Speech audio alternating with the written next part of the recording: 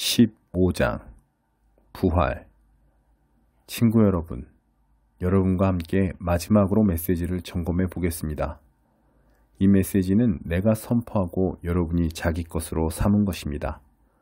여러분은 이 메시지 위에 서 있고 이 메시지로 인해 여러분의 삶은 구원을 받았습니다.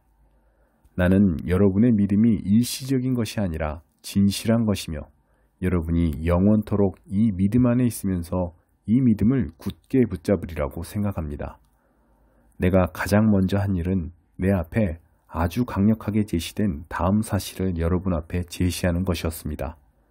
성경에 기록된 대로 메시아께서 우리 죄를 위해 죽으시고 무덤에 묻히시고 사흘째 되는 날에 다시 살아나셔서 베드로에게 생생히 나타나시고 가장 가까운 제자들에게 나타나셨습니다. 그 후에 그분께서는 한 번에 500명이 넘는 제자들에게 나타나셨는데 그들 가운데 몇 사람은 세상을 떠났지만 대부분은 지금도 우리 곁에 살아 있습니다. 또한 그분께서 자기를 대변하도록 세우신 야고보와 나머지 사도들에게 나타나셨습니다. 그러고는 마지막으로 나에게도 생생히 나타나셨습니다. 내가 맨 나중이 된 것은 합당한 일이었습니다. 여러분도 알다시피 나는 사도들의 반열에 포함될 자격이 없는 사람입니다. 내가 하나님의 교회를 없애버리는 일에 혈안이 되어 젊은 시절 대부분을 허비했기 때문입니다. 그러나 하나님께서는 너무나 은혜로우시고 한없이 너그러우셨습니다. 그래서 오늘의 내가 있게 된 것입니다. 나는 그분의 은혜를 헛되게 하지 않을 것입니다. 내가 다른 어느 누구보다 더 많은 일을 하려고 애쓰지 않았습니까? 그렇다고 해도 내가 한 일은 그리 대단한 것이 아니었습니다. 하나님께서 내게 한 일을 주시고 감당할 힘도 주셨기에 내가 할 수 있었던 것입니다. 그러므로 여러분이 내게서 메시지를 들었든 다른 사람들에게서 들었든 간에 그것은 같은 메시지입니다. 나나 그들이나 하나님의 진리를 전했고 여러분은 여러분의 삶을 맡겼습니다. 이제 나는 여러분에게 의미심장하면서도 어려운 질문을 던지려고 합니다. 여러분은 우리가 선포한 사실, 그리스도께서 죽은 자들 가운데서 다시 살아나셨다는 사실을 믿어서 신자가 된 것인데 사람들이 부활 같은 것은 없다고 말하도록 내버려 두다니 어찌 된 일입니까? 부활이 없다면 그리스도께서 살아나는 일도 없었을 것입니다. 그리스도의 부활이 없다면 우리가 여러분에게 전한 모든 것은 교묘한 속임수가 되고 여러분이 목숨을 걸고 붙잡은 모든 것도 교묘한 속임수가 되고 말 것입니다. 뿐만 아니라 부활이 없다면 우리는 하나님에 대해 뻔뻔한 거짓말을 늘어놓는 죄를 범한 셈이 되고 하나님께서 그리스도를 다시 살리셨다고 증언한 우리의 진술도 순전히 거짓말이 되고 말 것입니다. 죽은 자들이 다시 살아나는 일이 없다면 그리스도께서 다시 살아나는 일도 없었을 것입니다. 그분은 실제로 죽으셨기 때문입니다. 그리고 그리스도께서 다시 살아나지 않으셨다면 여러분은 지금도 예전처럼 어둠 속에서 길을 잃고 헤매고 있을 것입니다. 그것은 그리스도와 부활을 신뢰하며 죽은 이들에게 훨씬 불행한 일이 되었을 것입니다. 그들은 이미 무덤 속에 누워 있으니 말입니다. 우리가 그리스도에게서 얻는 것이 이 땅에서 잠시 사는 동안 누리는 작은 감동이 전부라면 우리야말로 정말 가엾은 사람들일 것입니다. 그러나 진실은 이렇습니다. 그리스도께서 다시 살아나셔서 장차 무덤을 떠날 수많은 사람들의 첫 유산이 되신 것입니다. 이것과 관련해서 적절한 예를 들어보겠습니다. 처음에 죽음이 한 사람을 통해서 왔고 부활도 한 사람을 통해서 왔습니다. 아담 안에서 모든 사람이 죽은 것과 같이 그리스도 안에서 모든 사람이 살아납니다. 그러나 우리는 순서를 기다려야 합니다. 그리스도가 먼저이고 그 다음은 그리스도께서 다시 오시는 때에 그분과 함께하는 사람들입니다. 그리스도께서 다시 오시는 때는 장중한 완성의 때일 텐데 그때가 되면 그리스도께서 반대 세력을 부서뜨리고 그의 나라를 하나님 아버지께 넘겨드릴 것입니다. 그분께서는 마지막 원수가 쓰러질 때까지 멈추지 않을 것입니다. 그 마지막 원수는 다름 아닌 죽음입니다. 시편 기자는 하나님께서 그들 모두를 낮추시고 하나님께서 그들 모두를 짓밟으셨다고 말했습니다. 하나님께서 그들 모두를 짓밟으셨다고 말할 때 모든 것을 짓밟으신 분께서 동시에 짓밟힐 수 없다는 것은 자명한 이치입니다. 하나님께서 마침내 만물과 모든 이들을 다스리실 때 그 아들도 모든 이들의 자리로 내려가 그들과 함께 서서 하나님의 통치가 미치지 않는 곳이 없음을 증명해 보이실 것입니다. 완벽한 결말이 아닐 수 없습니다. 사람들이 죽은 자들을 위해 세례를 받는 이유가 무엇이라고 생각합니까? 죽은 자들의 부활이 없고 하나님의 능력이 무덤 입구에서 그치고 만다면 그분께서 무덤을 깨끗이 정리하시고 모든 이들을 끌어올려 일어서게 하실 것을 암시하는 행위를 우리가 무엇 때문에 계속한다는 말입니까? 내가 이토록 위험한 일에 목숨을 거는 이유가 무엇이겠습니까? 나는 살면서 하루도 빠짐없이 죽음과 직면합니다. 여러분은 내가 부활하신 메시아 예수께서 보증해 주신 여러분의 부활과 나의 부활에 대한 확신도 없이 이 일을 하고 있다고 생각합니까? 여러분은 내가 에베소에서 나의 최후가 되지 않기를 바라면서 사나운 짐승들과 싸울 때 그것이 단지 영웅처럼 행동하려고 한 것에 불과하다고 생각합니까? 결코 그렇지 않습니다. 내가 행하고 말하는 것, 내가 사는 방식을 뒷받침하는 것은 부활, 언제나 부활입니다. 부활이 없다면 우리는 내일이면 죽을 테니 먹고 마시자고 할 것입니다. 그리고 그것이 전부일 것입니다. 그러나 속지 마십시오. 부활을 반대하는 잡담에 물들지 마십시오.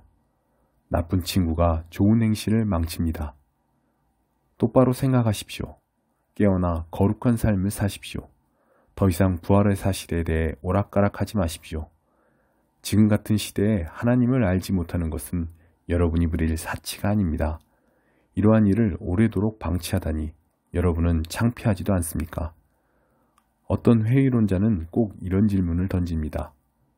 부활이 어떻게 일어나는지 보여주시오. 도표로 보여주고 그림으로 보여주시오. 도대체 부활한 몸은 어떻게 생겼습니까? 자세히 살펴보면 이 질문이 얼마나 어리석은 것인지 알 수 있습니다. 이런 일은 도표로 나타낼 수 없습니다. 우리는 이와 유사한 경험을 정원일에서 찾아볼 수 있습니다.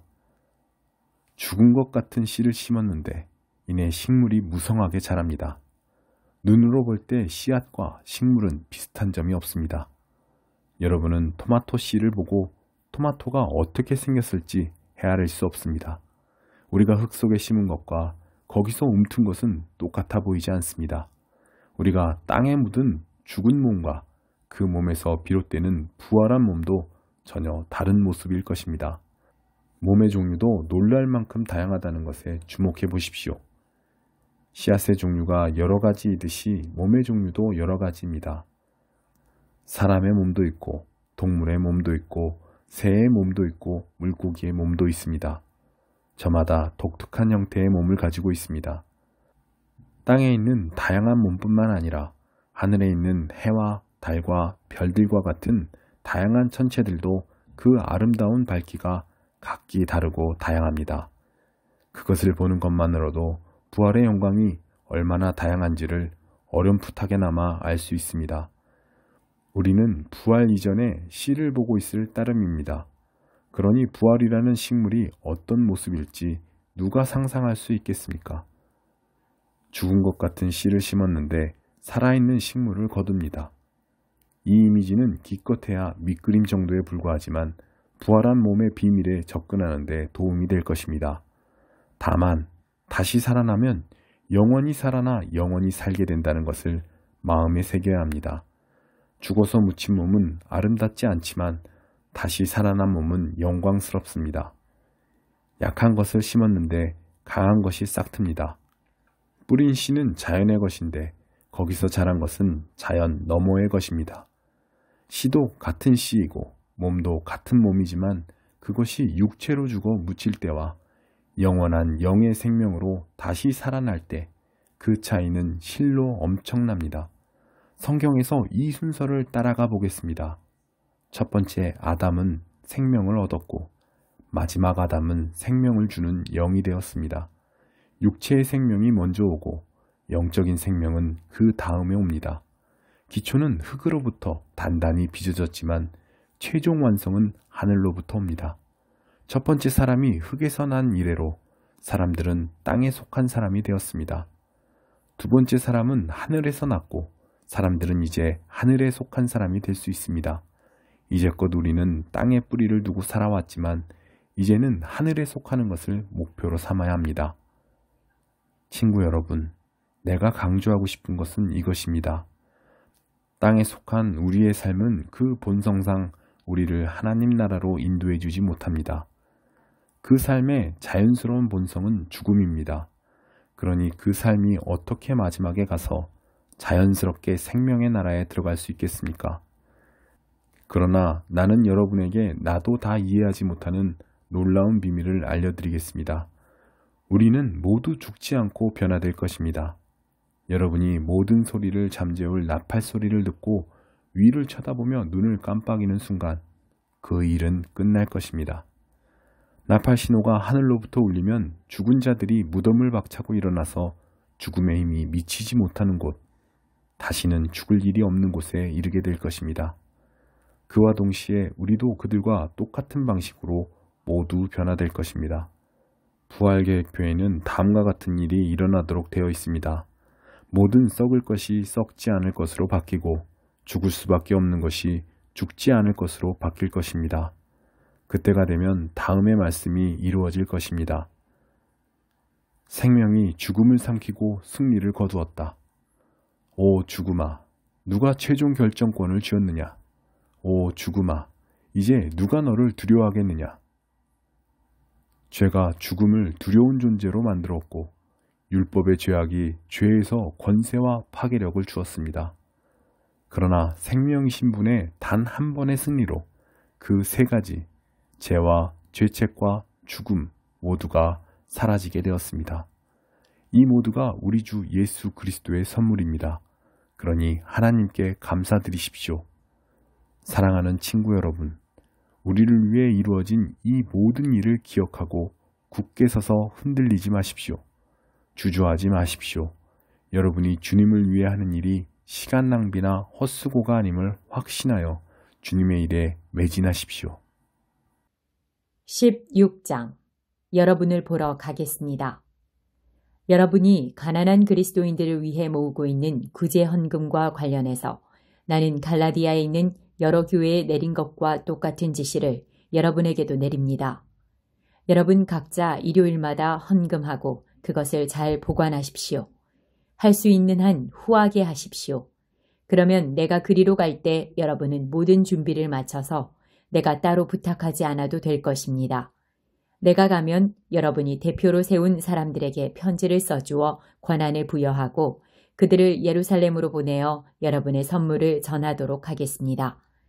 내가 함께 가는 것이 최선이라고 생각하면 기꺼운 마음으로 그들과 함께 가겠습니다. 나는 그리스 북부 지역을 거쳐 여러분에게 갈 작정입니다. 오래 머물 계획은 아니지만 한동안 여러분과 함께 지내며 겨울을 나게 될지도 모르는데 그래도 되겠습니까? 그런 다음에 여러분은 다음 행선지로 나를 보내주면 됩니다. 나는 다른 주요 행선지로 가는 도중에 여러분에게 잠깐 들르려는 것이 아닙니다. 나는 얼마 동안 편안한 마음으로 머물고 싶습니다. 주님께서 허락하시면 우리는 그 시간을 갖게 될 것입니다. 지금 나는 이곳 에베소에 머무르고 있습니다. 선한 일을 할 수 있는 큰 문이 이곳에 활짝 열렸으니까요. 물론 저항도 만만치 않습니다. 디모데가 그리로 가거든 잘 보살펴 주십시오. 그가 여러분 가운데서 마음 편히 지낼 수 있게 해 주십시오. 그도 나처럼 주님을 위해 열심히 일하는 사람입니다. 그를 얕보는 사람이 없게 하십시오. 그리고 얼마 후에 여러분의 축복과 함께 그를 내게 보내주십시오. 내가 그를 기다리고 있다고 전해주십시오. 그와 함께하던 벗들도 그를 기다리고 있습니다. 우리의 벗 아볼로에 관해서 말씀드리면 나는 그가 여러분을 방문할 수 있게 하려고 최선을 다했습니다. 그러나 아직 그를 설득하지 못했습니다. 지금은 적절한 때가 아니라고 생각하는 것 같습니다. 그러나 적절한 때가 올 것입니다. 깨어 있으십시오. 여러분의 믿음을 굳게 붙잡으십시오. 전력을 다하십시오. 확고해지십시오. 쉬지 말고 사랑하십시오. 친구 여러분, 나의 부탁을 들어주기 바랍니다. 스테바나 가족에게 특별한 관심을 기울여 주십시오. 여러분도 알다시피 그들은 그리스에서 얻은 첫 번째 회심자들입니다. 회심 이후로 그들은 그리스도인들을 섬기는 일에 헌신해 왔습니다. 나는 여러분이 이런 사람들을 존중하고 존경하기를 바랍니다.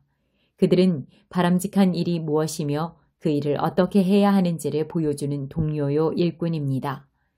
나는 스테바나와 브르나도와 아가이고가 나와 함께 있게 되어 얼마나 기쁜지 모릅니다.